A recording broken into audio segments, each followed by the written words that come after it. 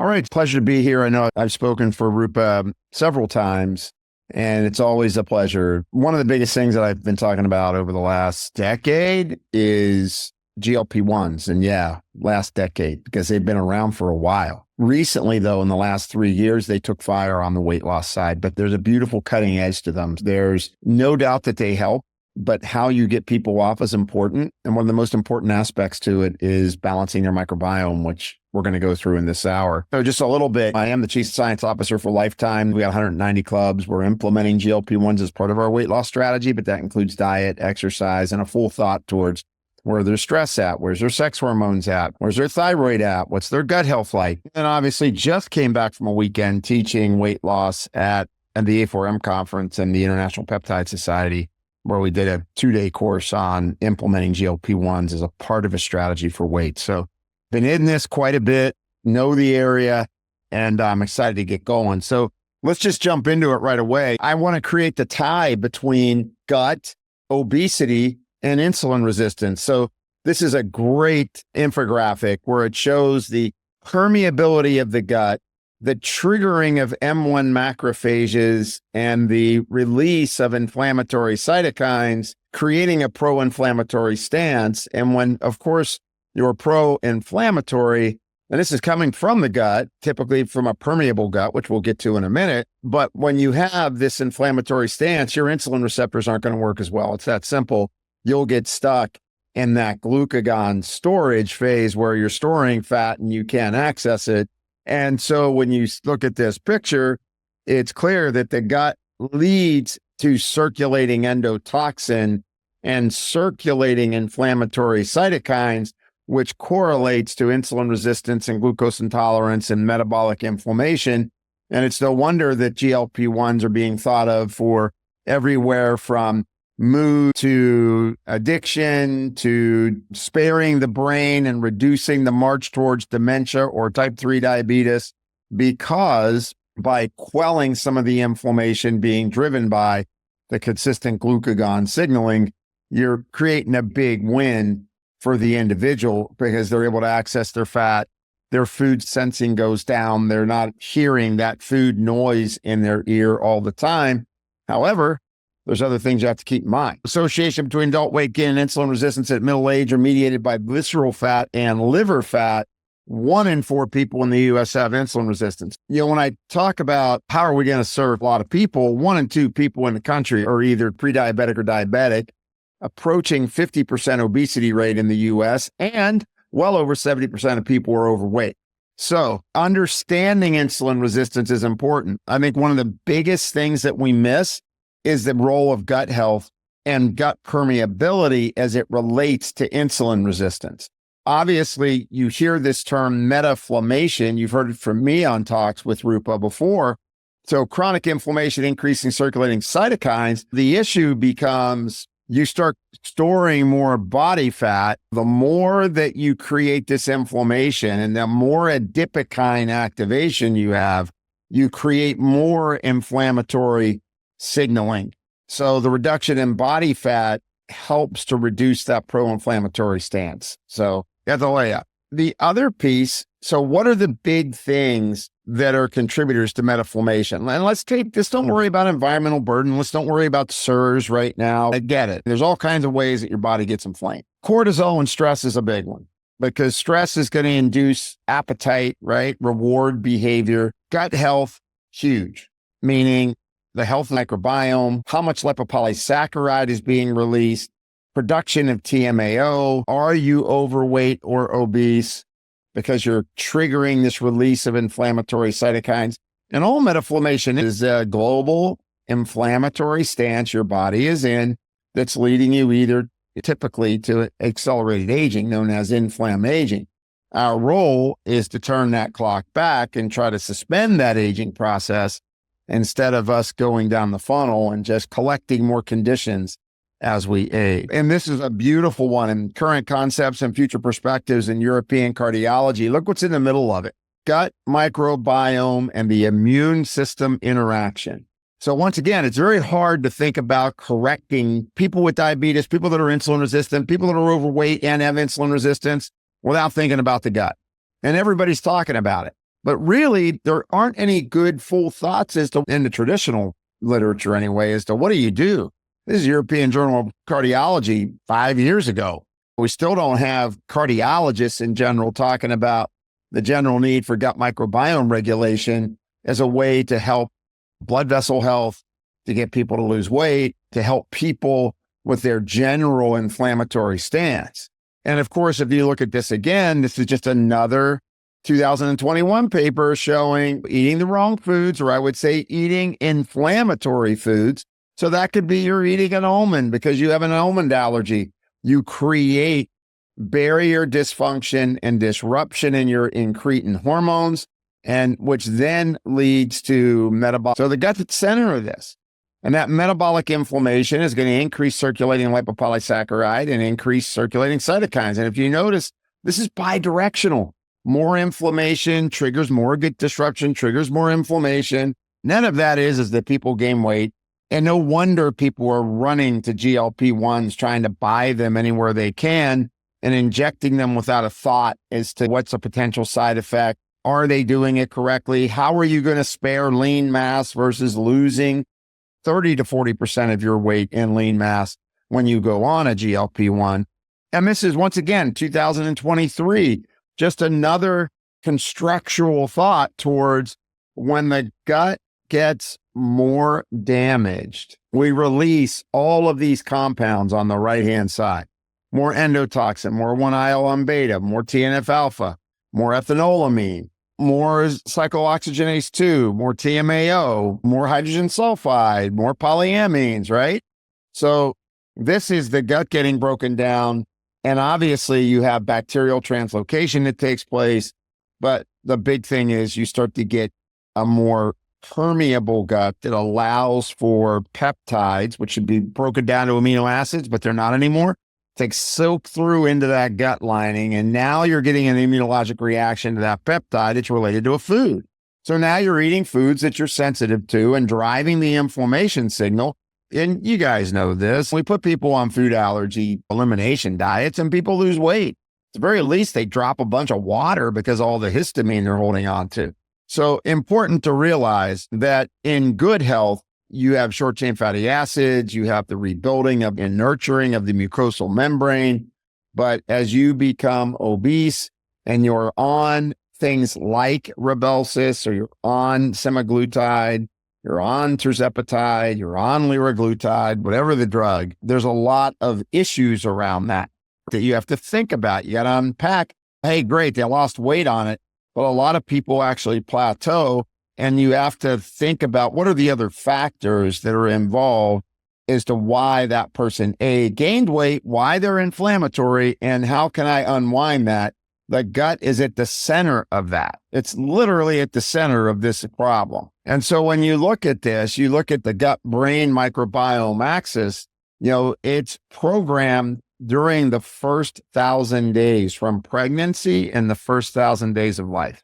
So there's no doubt you see a lot more children that are obese. We're now thinking of using GLP-1s. They're being used now in 12-year-olds and above. But a lot of this has to do with, are we getting women at earlier stages in their life? And are we doing preconception care like my institute in Ohio did, where we're really trying to optimize that environment for that neonate to gestate, thrive, and then be born and not have eosinophilic esophagitis or not be covered head to toe with eczema. And of course, lipopolysaccharide plays a key role in it, IPS being the byproduct of bacteria dying off in your gut, and you release it.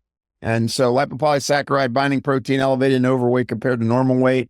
It's a non-specific marker for acute phase response. Plasma LPS levels were 76% higher in patients with type 2 diabetes when compared to controls. And also people with obesity, what is the activation, obviously, of a variety of inflammatory cytokines. So lipopolysaccharide being a key player, and this is when the gut's breaking down and bugs are dying off, lipopolysaccharide is one of the primary intoxicants, really, that affect our chemistry. Here's a refreshing way to flip this on its side. 2008 insulin resistance study, Kaiser Permanente, 46,578 lives. All people were normal at the start, but they were categorized into different categories. They were followed for 10 years. Then those that developed diabetes or died or left the health plan were out. And what they found was that for every point above 84, it's a 6% risk of being a person with diabetes. So I'm going to challenge you that people that are in their 90s, low 90s, with blood sugar in the low 90s, already have metabolic inflammation. They showed that they had endothelial dysfunction by the time you got into the low 90s. If you have endothelial dysfunction, by default, you've got inflammatory signaling in excess, and that's going to affect those insulin receptors. This is another study, 2022 on 37,000 lives, 10 years, 1,028 patients developed diabetes. Bottom line here, 9% for every point over 90. So as you see, as you start to go up that cascade up to a 98, for example, at 98, you're at a 72% risk on the Japanese study. You're at a 78% risk on the Kaiser US study. They're starting to converge. But the bottom line is, by the time you get into the upper limits of normal, you're very likely to become diabetic over the next decade. And just look at people with diabetes. They're growing fungus on the outside, on their toes, on their skin, fungus on the outside, fungus on the inside. And of course, this metaflammation piece is incredibly important. And by default, people that are obese, they commonly have problems in their microflora. And it's characterized, obesity is just characterized with low-grade inflammation. And the gut microflora is linked to those inflammatory conditions as well as obesity and type 2 diabetes. So you want to really get a feel for that. And then this was a beautiful summary in Oxidative Medicine and Cellular Longevity 2021, just basically tying together the fact, unfriendly flora, a permeable gut, lipopolysaccharide leading to insulin resistance. So you get a downregulation of insulin receptor 1 and 2 substrate when you're chronically inflamed. You create more inflammatory cytokines. The tight junctions get more loose. And then your M1 macrophages love to attack and release inflammatory compounds where you're going to attack the beta cells, the Langerhans.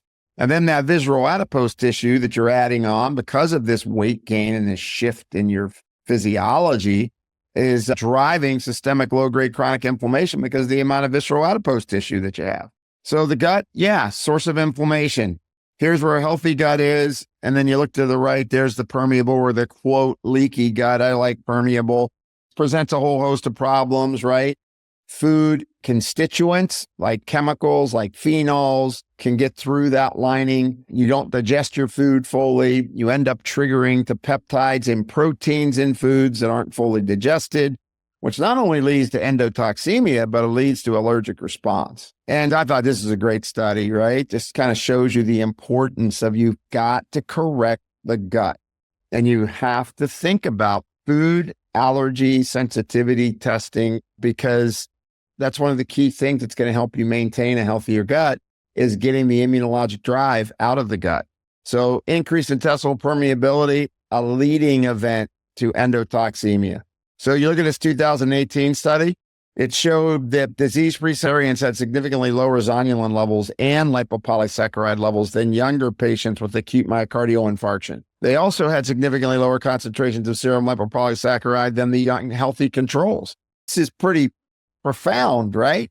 That when we stress the gut microbiota and we kill off bugs and we release lipopolysaccharide, we're at ground zero of developing heart disease, diabetes, and obesity, the big things that kill us or take us out in this country. And of course, where do you start before and after? I think you got to understand most people were midstream. I think it's important that you manage people's stress, whether they're on a GLP-1 or not. Everybody, you should be looking at their cortisol curve, understanding their stress response. Are they a craver? Because the minute they get off the GLP-1, they go back to their old ways of being stressed out and their cortisol curves off. They're going to start eating again. They're going to start putting on weight. And we've already seen this. You've seen this happen with people with GLP-1s already if they were not managed correctly. So the way to manage it correctly is adequate protein, 1.6 grams per kilogram on protein, making sure they feed, get adequate nutrition, and they have to do some resistance training of some kind, whether it's bands or something. They need some resistance training along with some zone 2 cardio, and they're not going to lose lean mass. They're going to lose fat mass. So testing for food allergies, obviously, we now know that food allergies and sensitivities trigger heightened immune response. So between the gut breaking down and the actual reaction, histaminic reaction to the food, or the complement effect the body gets under a defensive stance. That defensive stance is going to start to create problems for the individual. And people just aren't using GLP-1s. They're using GLP-1s. They got GI issues. They're cognitively slurred, right? It's got a whole host of things going on. And just to begin with this, again, is just keep in mind when the gut gets permeable, and remember, I showed you that nice graphic on biosis, gut permeability, insulin resistance, and obesity. This permeability problem pervades our society because our society in general is overweight or obese. And you walk out the door and 1 in 2 people are either insulin resistant or diabetic. You don't have any choice but to be able to find people that need this work and need to be tested appropriately. So if you look at this, obviously the gut gets permeable, an allergen gets through, it triggers the antigen presenting cell. Th2 mediation increases antigens activation. And then you'll make IgE epitopes, you'll make IgG4 epitopes, you'll make IgG epitopes. Of course, the risk of that is more release of histamine and leukotrienes and basophil activation. So more IL-6, more TNF-alpha, more lipopolysaccharide. And of course, zonulin's at the middle of it. That was that Centurion study. So when you raise zonulin due to infection or inflammation, you're going to break those tight junctions. And when you break the tight junctions, you get excessive antigen trafficking. You increase your cytokines, you trigger inflammation, T cell activation is present, and you lose tolerance. And so this is why bugs can do this, stress can do this. And this is the infinite test. And basically what's nice about the infinite test is that it goes across all 4 categories of food. It's easy for the patient to review, hey, where am I off? And of course, if things are IgG and barely off in the yellow, that's one thing. But if you have a C3BD, that amplifies the IgG response. And if you have a IgG and an IgE, like this egg yolk in this individual, they've got a significant sensitivity that's going on, and their gut, look, their gut's going to be broken down. You'll be working on their gut forever if you don't correct for their food intolerances and allergies. They'll be continually breaking their gut down. You'll be shoving glutamine and zinc carnosine and aloe and marshmallow and cat's claw and olive leaf. I can name off a million things, and let's sprinkle the probiotics, the prebiotics, and the fiber in there with it too. They're going to be struggling forever, and they're never really going to be spinning their wheels. Hence, they struggle with their weight loss. Something we've seen over and over again. People go on a weight loss program, they lose weight. As soon as they go off, the weight comes roaring back. I believe it's partly due to the immunologic effect, due to the foods that they're eating. And then, of course, you get this list, right? A severe list versus a moderate list, and then a list of edible foods. And this makes it really easy because literally they can carry this on their phone. They can just look at it and know, hey, there's all these things I can do, right? Which is pretty important. So real easy to look at this, see the offending foods. What are the most severe? Obviously, if you see candida yeast, you're thinking, stick out your tongue. Let's see how coated your tongue is. And are you showing any kind of signs of candida? Now, just to kind of give you an idea of Infinite, they do regular reproducibility and repeatability on all of their equipment so they can feel very comfortable the accuracy of the information. So pretty amazing. That's virtually 100% or 100% in all categories. The GLP-1s, why they're so important, they help with managing glucagon. When I can create a reduction in glucagon signaling, I'm going to get to my fat. I'm going to get from that white marble fat. I'm going to be able to beige that white fat, and I'm going to be able to brown that beige fat. And that means I'm going to be able to burn that fat. Pretty significant and important. There's been all these concerns regarding, oh my God, it's cheating, or you're going to lose lean mass. So what's the contraindications? You should know these if you're recommending this. Not for use in pregnancy, of course, and at least 2 months before a planned pregnancy, do not use these. And then, of course, side effect is mainly nausea. One of the big things that happen when you go the farmer route and they're giving maximum doses right away is people can get constipated. Sometimes they can get some kidney disturbances. But if you titrate the dose or you use, what's currently called micro dosing, side effects go down pretty significantly. I know for me, I'm giving fiber and magnesium and artichoke to everybody so they're not going to get gallstones and The magnesium is going to help with their bowel movements, and the fiber is really good in terms of the microbiome. And if you want to give them a probiotic at the same time too, but at the very least, those three are pretty important, right? Control their constipation. You'll get consistent bowel movements because some people get a loose stool from this with the fiber. And I like guar gum as a fiber. And then something that helps the gallbladder, right? So that you're not creating any worries on gallstones. Try to keep people to losing 2 pounds a week, maybe 3 pounds max. 2024 study looking at 2,405 overweight or obese individuals, GLP-1s at standard glycemic control dose for 72 weeks, 5% body weight in 72 weeks. Now, you can obviously get more than that. When you look here, if you see here, muscle atrophy, common in type 2 diabetes, GLP-1s actually decrease muscle wasting. There is no mechanism in a GLP-1 that makes you lose lean mass. It is solely due to poor counseling, meaning that when people get hypophagic, they don't want to eat. They should have been instructed that they need to eat, that they have to get a little bit of starch in, and that they need to meet their protein goals, and they'll lose a lot less lean mass. What happens is people get on these and they just don't eat. No different than if you are on a medical weight loss program where you're doing the 800 or 1,000 calorie medical weight loss, you lose 30 to 40% of your lean mass. But if you take advantage of the GLP-1 by feeding adequate protein source, exercising, you end up maintaining lean mass. And we're doing that. We're seeing people even gaining lean mass with our programs that we're installing. And this is in muscle loss. So if you look at this, it says that 10.4% fat, 6.9% lean. This is just people taking semaglutide. They're not being instructed on how to eat. They're just here, take the shot. If you look, it's at about 33% lean mass loss. So I'm not here to tell you that you may not lose lean mass, because you might. You very well could lose a lot of lean mass if you don't eat. But if you eat and exercise, your lean mass loss is dramatically lower, and you could be tracking that with someone, whether you have them on an eVolt or an InBody or a Sika, a Staiku device, any of those devices that measure percent lean mass or percent fat mass, track it. Just make sure they're doing it consistently the same way each day you do the readings. So, what do? Obviously, there's the obvious. When you're trying to repair the gut with food allergies, glutamine, aloe, DGL, licorice, zinc, carnosine, phenomenal for restoring the mucosal barrier. Consider digestive enzymes to help break the food down until they get their digestive competency back. Use things like berberine, cat's claw to help with killing off bad bugs and decreasing inflammation. Add fiber, use probiotics.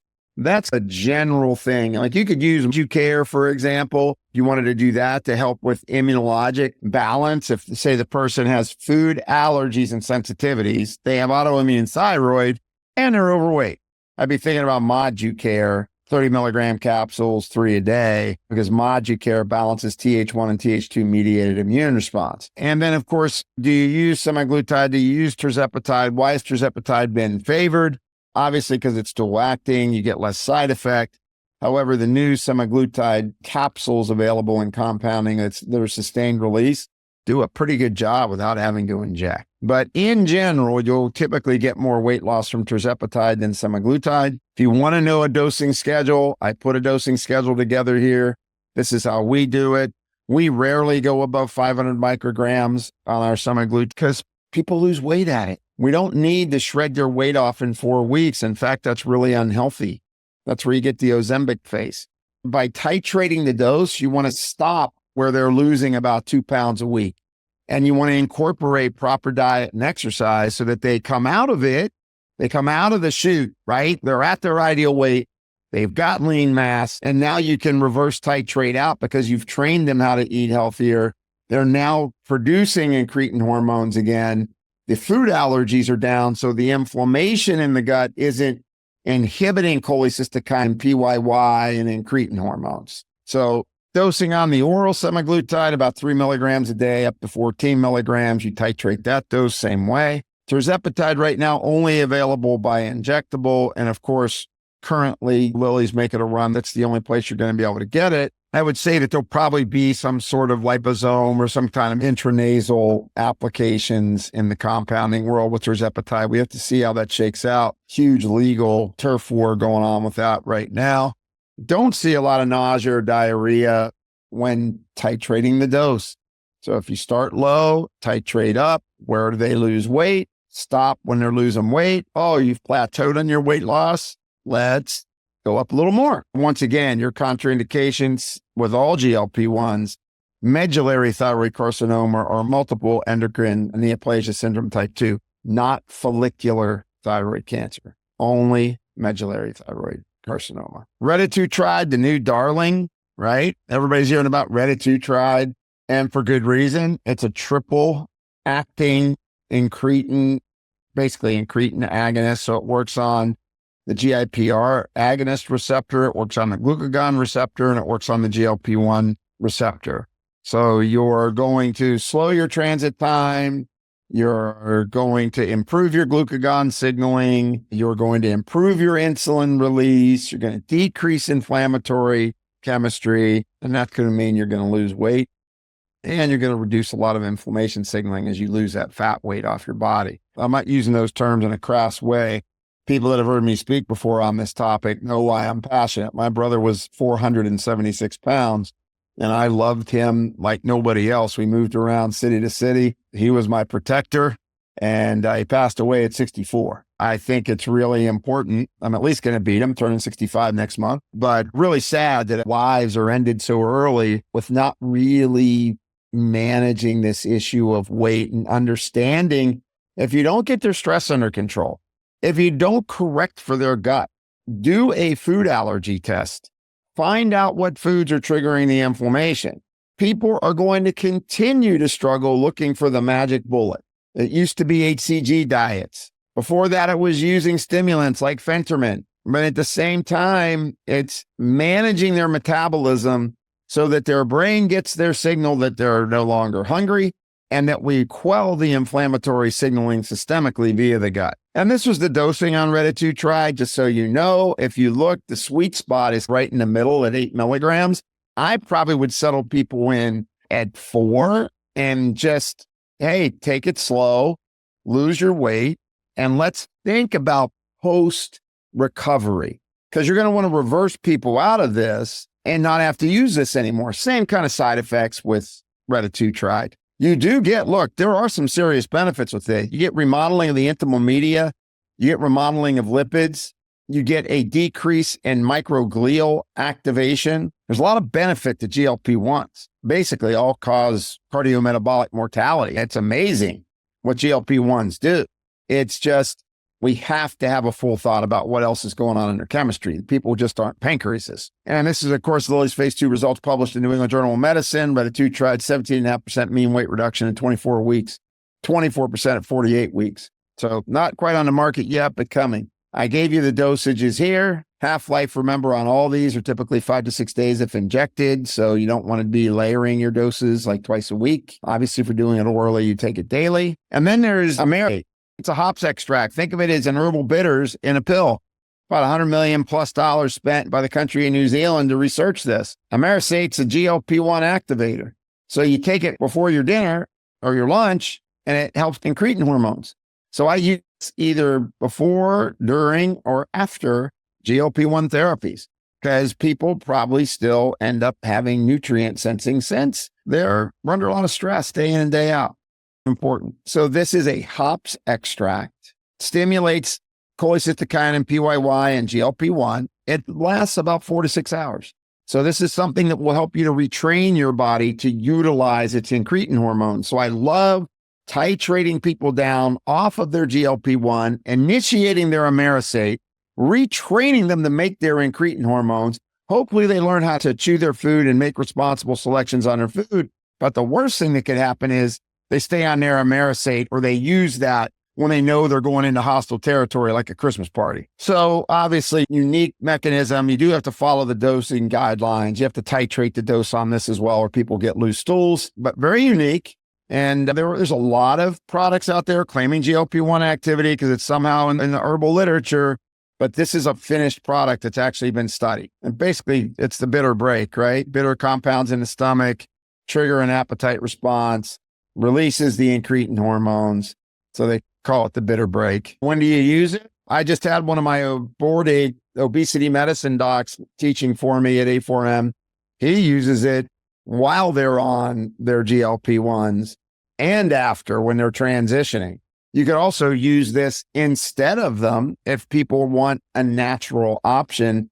Not going to be as significant as the drugs are, but you could get some pretty gratifying effects. He's gone up all the way up to 5 capsules a day, even though the dosing per the manufacturer is 2 capsules twice daily before your 2 largest meals of the day. And I gave you the dosages on this. I believe that the slides are going to go out about an hour before meals. You take this. If you tolerate it, you go up to 2 capsules before the meal. And then you also got to teach people how to diet, test for their foods, clean up their gut, reduce the inflammatory signaling in the gut, get rid of the pathogens. So basic supplement protocols, I already went through this, but just a reminder, using things like cat's claw and berberine, kill the bad bugs and decrease inflammation in the gut. Obviously, you need probiotics to restore gut microflora, especially if you've got a lot of lipopolysaccharide production. The microflora is dying off. You're going to have to add a resistant starch of some sort to feed the microbiome, make sure they're on fiber. And then look, dietary, use a digestive enzyme to start. I don't usually keep people on digestive enzymes. I may start them on it if they're girty enough. I'll start them on it, but not necessarily right away. Modicare, anybody that's doing food allergy tests, if they've got a lot of food allergies, you want to think about Modicare ES, mainly because as a plant sterol and sterolin, it modulates the immune response. And I've had plenty of people with thyroid antibodies when I use this in combination with diet, combination with a gut protocol, I'm turning their antibodies around. So you should be familiar with Modicare. I will do up to 1-3 times a day of the ES because it's a much stronger compound when you get to ES. You get an extra 10 milligrams per capsule. So what are a couple of peptides? Since I chair the International Peptide Society, one is obviously BPC 157. You can get that as a dietary supplement. You can get it in a liposomal tablet. You can get it in a capsule. Why do you use BPC 157? It's body protection compound found in the gastric juices. So it's really very gastric protective, mucosal tissues, supportive of connective tissue. And then, of course, it's anti-ulcer. Anybody that's on SEDS or on, I'd even say PPIs, they should be on BPC 157 because it improves GI mucosal integrity. And NSAIDs, of course, or people that drink a lot of alcohol that cause a lot of gastritis, you want to be protecting that because that is going to erode at one point and you're going to not only have a permeable and leaky gut, you're going to be bleeding. Dosing, if it's a lipotab, 250 micrograms. If it's a capsule, it's 500 micrograms, typically twice a day, unless it's people are in a real bad state, then you do more. The other one that's interesting is KPV. This is a 3 amino acid peptide.